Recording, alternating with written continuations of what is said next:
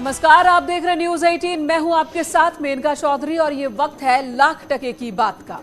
नमस्कार, मैं हूं आपके साथ अमित गर्ग शुक्ला। शुरुआत करते हैं बड़ी खबर के साथ। ज्ञानवापी परिसर में सोमवार को लगातार तीसरे दिन सर्वे होगा।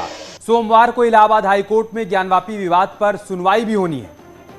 तो कल दोपहर 2 बजे कोर्ट में सुनवाई होगी। कोर्ट तय करेगा कि वाराणसी जिला अदालत में 1991 में दाखिल याचिका पर सुनवाई हो सकती है या नहीं हो सकती है। दरअसल मुस्लिम पक्ष ने तर्क दिया है कि 1991 वर्शिप एक्ट के मुताबिक अयोध्या को छोड़कर किसी भी मसले पर सुनवाई नहीं हो सकती है। इसके साथ ही कोर्ट इस विवाद से जुड़ी अन्य याचिकाओं पर भी फैसला करेगा। कोर्ट में एक साथ 6 याचिकाओं पर सुनवाई हो रही है। 4 पर कोर्ट फैसला सुरक्षित रख चुका है, यानी कि 4 पर सुनवाई पूरी हो चुकी है।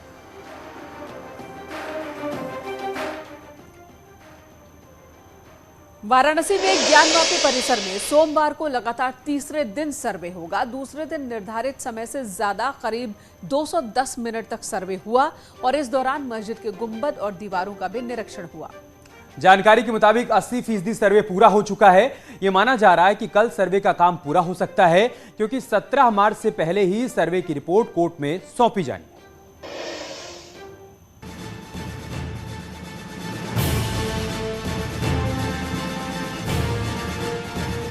कुछ निशान मिले हैं, कुछ की पहचान बाकी है। ऑलरेडी सारे स्ट्रक्चर कवर किए जा चुके हैं।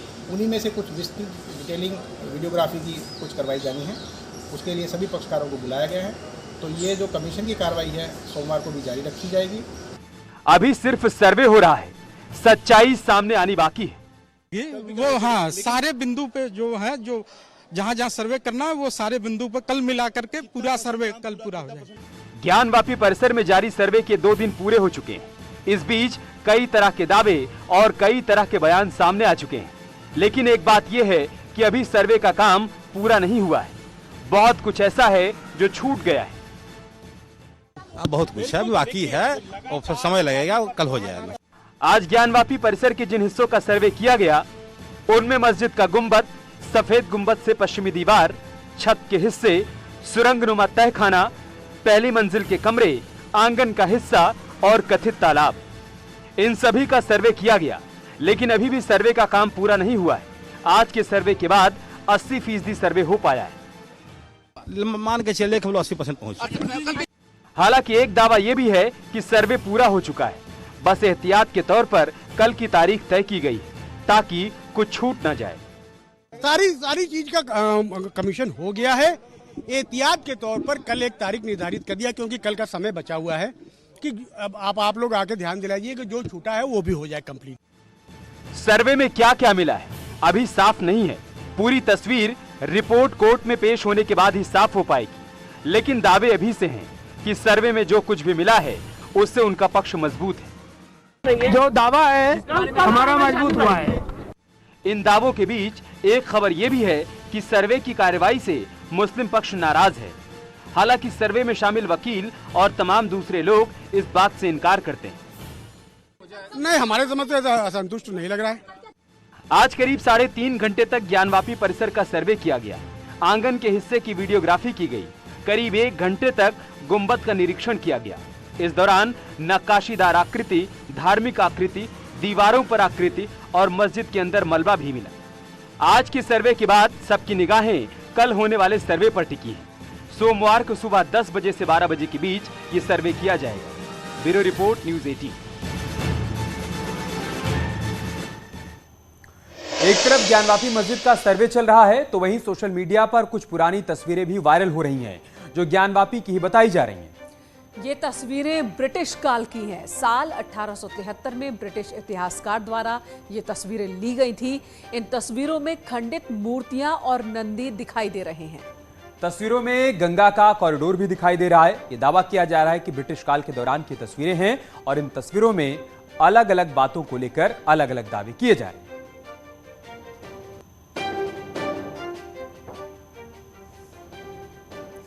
तो ज्ञानवापी परिसर के सर्वे के बीच तस्वीरें वायरल हो रही हैं, तो अलग अलग साक्ष्यों के जरिए भी दावे किए जा रहे हैं। और ऐसा ही एक दावा काशी विश्वनाथ मंदिर के महंत डॉक्टर कुलपति तिवारी ने भी किया है। डॉक्टर कुलपति तिवारी का यह दावा है कि सर्वे में दिखे तहखाने विश्वनाथ मंदिर के मंडप हैं। आरोप है कि खतौनी में मंदिर की जगह मुस्लिम पक्ष का नाम गलत तरीके से चढ़ाया गया। कुलपति तिवारी ने विश्वनाथ मंदिर की पुरानी तस्वीर भी जारी की है।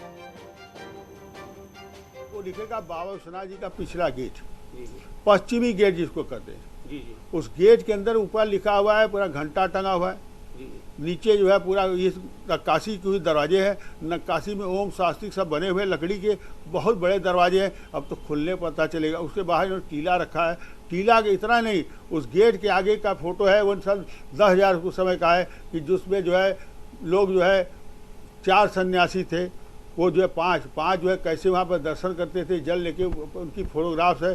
2 सन्यासियों ने संकल्प लिया था कि हम मरने के बाद, क्योंकि वो शिव भक्त थे, वो शिवाजी उन्होंने कहा कि भाई जो है समाधि लेंगे। पहले लोग समाधि ले लिया करते थे, तो जल समाधि नहीं भूमि समाधि लिया, जो आज भी मस्जिद के पीछे विराजमान है। ज्ञानवापी परिसर का सर्वे 80% पूरा हो चुका है, लेकिन सियासत 100% हो रही है।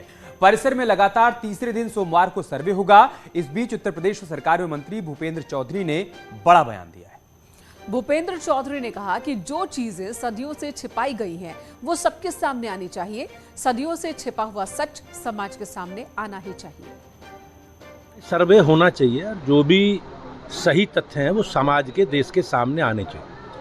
जो सदियों से जो चीजें छुपाई गई हैं उनसे पर्दा हटना चाहिए। तो ज्ञानवापी मस्जिद को लेकर, इस पूरे परिसर को लेकर दावे हो रहे हैं, सियासत हो रही है, लेकिन अब इस विवाद में गांधी नेहरू परिवार भी घसीट लिया गया। दरअसल ज्ञानवापी मामले में केंद्रीय मंत्री गिरिराज सिंह ने पूर्व प्रधानमंत्री नेहरू को जिम्मेदार ठहराया है। गिरिराज सिंह ने कहा है कि आजादी के बाद आक्रांताओं की सारी निशानियां मिटा देनी चाहिए थी, लेकिन नेहरू ने तुष्टीकरण के लिए ऐसा नहीं किया। काशी, मथुरा और अयोध्या विवाद को उन्होंने बनाए रखा। तो देश में आज बंटवारे जब हुए, अखंड भारत को खंडित करके बंटवारे हुए, उसी समय नेहरू को चाहिए था आक्रांताओं के सारे निशानी को मिटा देना, लेकिन नेहरू ने तुष्टीकरण की राजनीति के लिए केवल काशी, मथुरा, अयोध्या को ही नहीं विवादित रखा, बल्कि देश में औरंगजेब के नाम पे सड़क। तो भारतीय किसान यूनियन, जिसका नेतृत्व अभी तक नरेश टिकैत के पास था, राकेश टिकैत अक्सर आंदोलन का नेतृत्व करते हुए दिखाई देते थे, अब 2 हिस्सों में टूट गया है। ये संयोग ही है कि भारतीय किसान यूनियन में 2 फाड़ उस दिन हुआ जिस दिन भारतीय किसान यूनियन बनाने वाले महेंद्र टिकैत की जयंती है। भारतीय किसान यूनियन के एक बड़े धड़े ने खुद को अलग कर लिया है और एक नया संगठन बना लिया है, जिसका नाम है भारतीय किसान यूनियन अराजनीतिक।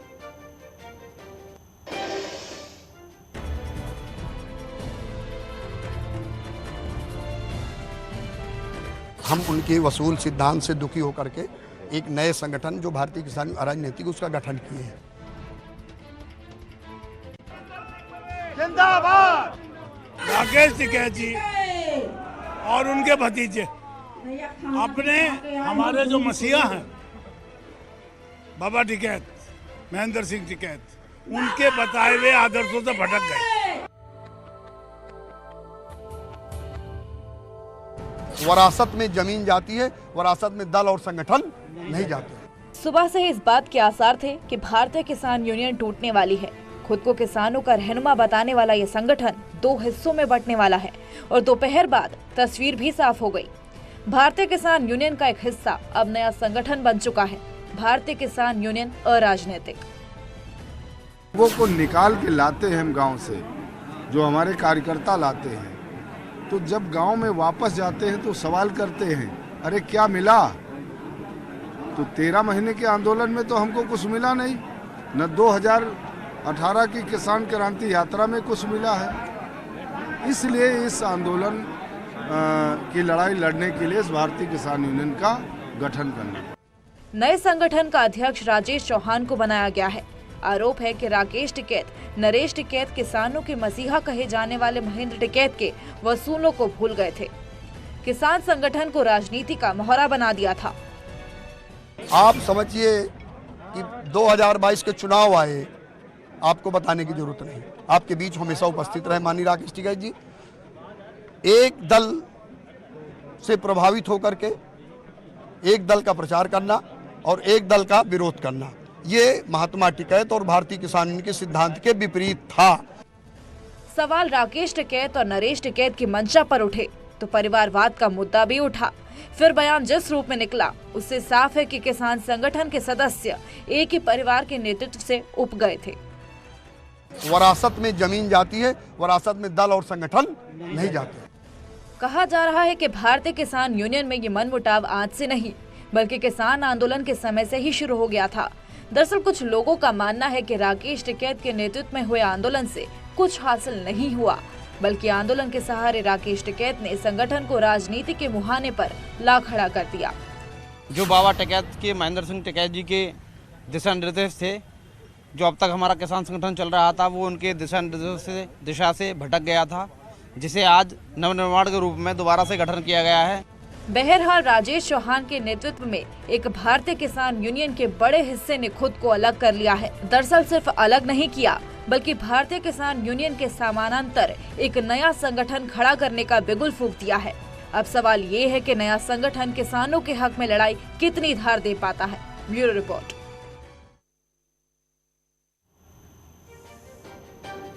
और अब देखिए कि भारतीय किसान यूनियन में दो हार होने पर राकेश टिकैत ने क्या कहा। हमने उनको समझाने की भी वो करी, अपना काम करो भाई इसी उसमें, लेकिन ये लगता है कि कोई अंडर प्रेशर उनके ऊपर है और उसके हिसाब से वे काम कर रहे हैं। किसका, व्यक्ति विशेष या कोई सरकार? दल? सरकार। किस तरह का दबाव? अरे दबाव तो हो जाए, दबाव तो टिकट जो ले आया वो सरकार के आदमी को जाकर सिलेंडर कर दे, ये है। उसके पीछे कोई गहरी मंशा? क्या सरकार की क्या लगता है? नया भाई वैसे नहीं है तो संगठन को तोड़ दो, यहाँ बालियान और गठवाड़ा बनाकर तोड़ दो, ये कर दो तो। लेकिन वो इस तरह का है नहीं, और हम तो चाहते हैं कि लोग कंपटीशन में काम करें। तो आपका कहना यह है कि सरकार के इशारे पे काम किया सर। राजस्थान के उदयपुर में जारी कांग्रेस के चिंतन शिविर में आज सोनिया गांधी ने संगठन को मजबूत करने के लिए रोड मैप रखा। सोनिया गांधी ने सीधे तौर पर कहा कि पार्टी ने असंतुष्ट नेता खुलकर अपनी बात रखें, लेकिन तय करें कि जब बाहर निकलें तो नई ऊर्जा और एकता का संदेश जाए। सोनिया गांधी ने कहा कि हम देश की राजनीति में पार्टी को फिर उस भूमिका में ले जाएंगे जो कांग्रेस ने हमेशा निभाई है। वहीं राहुल गांधी ने चिंतन शिविर को संबोधित करते हुए बीजेपी सरकार को निशाने पर लिया। राहुल ने कहा कि सरकार की नीतियों के चलते बेरोजगारी बढ़ी है, जिसके चलते लोग परेशान हैं।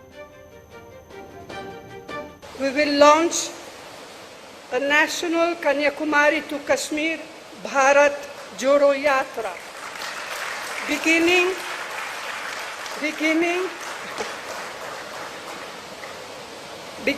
on Gandhi Jayanti. We will overcome. We will overcome.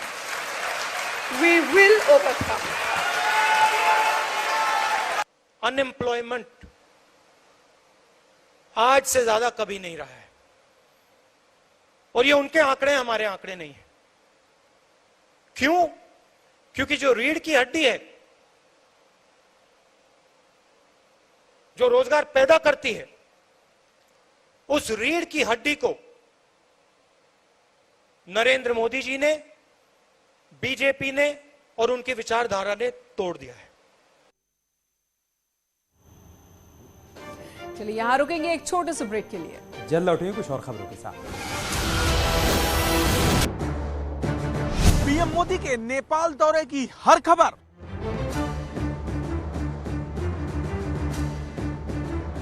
मेरे साथ सिर्फ न्यूज 18 यूपी उत्तराखंड पर।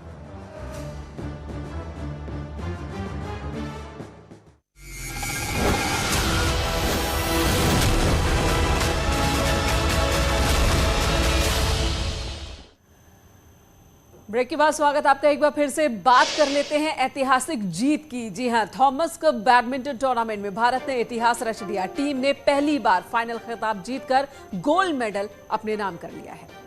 टीम इंडिया ने फाइनल में इंडोनेशिया को 3-0 से क्लीन स्वीप किया। भारतीय टीम ने मलेशिया और डेनमार्क जैसी टीम को हराकर पहली बार फाइनल में जगह पक्की की थी। ऐसे में टीम का आत्मविश्वास काफी मजबूत रहा। अब फाइनल में 14 बार के रिकॉर्ड चैंपियन इंडोनेशिया को शिकस्त देकर भारत ने इतिहास रच दिया। थॉमस कप में इतिहास रचने वाली टीम को प्रधानमंत्री नरेंद्र मोदी ने बधाई दी, साथ ही फोन पर उनसे बात की है। Sir, with all your support, sir, thank you.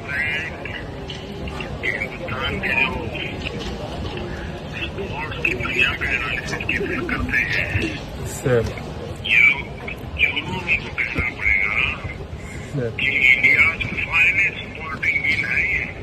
Ji sir, thank you sir, thank you for recognizing it sir, thank you so much sir. मुझे खुशी आपको विशेष बधाई इसलिए है सर कि आप एक ही राउंड हारे नहीं है sir. Thank you so much sir. I think हम लोग जिस दिन हम लोग क्वार्टर्स जीता सर, उस दिन हम लोग ने डिसाइड किया कि हम तो एंड तक फाइट करेंगे ही करेंगे सर, हम जीत के ही वापस जाएंगे। तो पूरा टीम ने बहुत मेहनत किया है सर, पूरा टीम ने ये एक सोचा कि बस हम एंड तक फाइट करेंगे और जीत के ही वापस जाएंगे सर। तो ये जीत कितनी बड़ी है अंदाजा आप लगा सकते हैं कि 14 बार के विनर को भारत ने हराया है। न सिर्फ सिंगल्स बल्कि डबल्स में भी भारतीय खिलाड़ियों ने एक के बाद एक शानदार प्रदर्शन किया। यहाँ रुक रहे एक छोटे से ब्रेक के लिए, जल्द लौटेंगे कुछ और खबरों के साथ।